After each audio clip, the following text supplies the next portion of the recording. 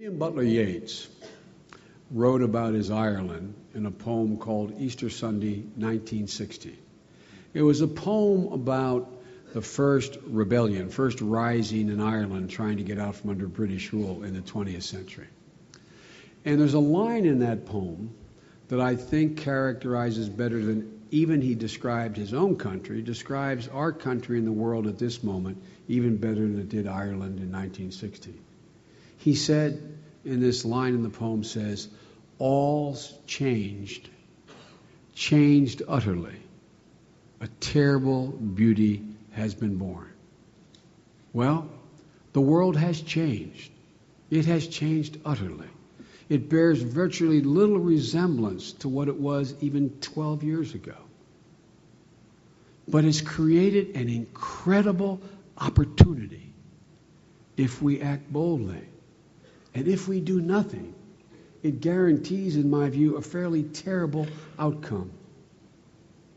But if we unite and stay together, we will change this nation. This is the moment when we can not only restore America's standing in the world, we can begin to restore America's soul. It's a moment when we can restore the promise of this nation. And it's a pretty basic promise that's been generation after generation. It's that there's a prospect my child will do better than I did. It's a prospect that if we work hard, if we're honest, if we play by the rules, we can be anything we wanted to be. A promise for the people to get up every single day and go to work lifting this nation on their shoulders. They lift our nation on their shoulders. See, the thing I think people misunderstand about us, you and me, is we're not asking for anything. We're not asking for anything. My dad would cut his hand off before he took charity.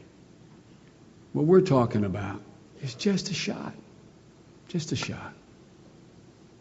We believe my dad when he said everything's okay. And our job, labor's job, your job, my job, the president's job, is to create the circumstance where that is a credible assertion that parents can make once again. So, ladies and gentlemen, there's only one way to do that, and that's to stick together. For us to stick together. For labor to stick together. For us to stick together. And us to reach out to decent Americans who have no interest in, they think, and know very little about organized labor. And make our case. Make our case to them. I have a bad habit of being known as being fairly straightforward. We like it. That ain't changing. I don't know how to change that. And I'm going to say something that may sound self-serving. It's held me in very good stead with my constituency in Delaware.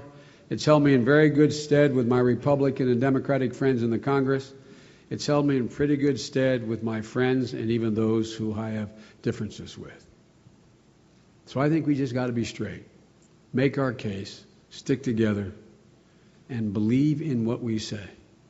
And I tell you, believe me, we mean what we say, and we will do everything in our power to make sure working men and women once again have a seat at the table. I love you. Thank you very, very much.